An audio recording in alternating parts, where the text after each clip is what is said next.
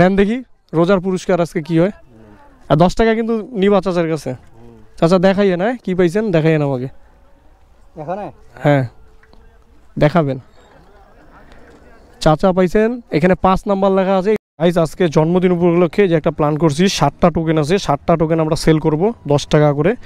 যার ভাগ্যে যেটা লেখা থাকবে তাকে ওইটাই এই ব্যাগ থেকে দেওয়া হবে। এই ব্যাগের মধ্যে সমস্ত গিফট আছে।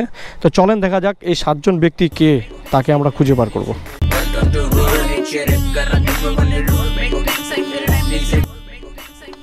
রোজা আছেন?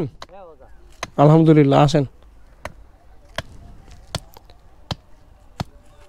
আসেন চাচা, জলদি, বেশিক্ষণ দাঁড়া যাবে না, বুঝছেন না? রোহিত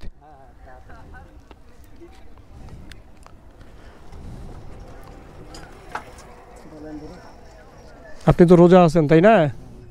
তা আপনার জন্য একটা পুরস্কার আছে।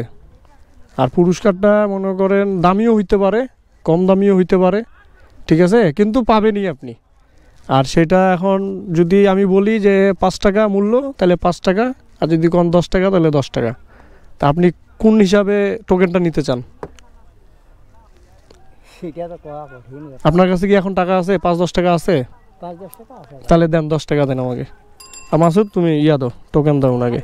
ওনার ভাগ্যে 7টার মধ্যে যে কোনো একটা নিতে পারবেন, সেটাই আপনার ভাগ্যে পড়বে, ওইটা আপনি পাবেন। নেন দেখি রোজার পুরস্কার আজকে কি হয়।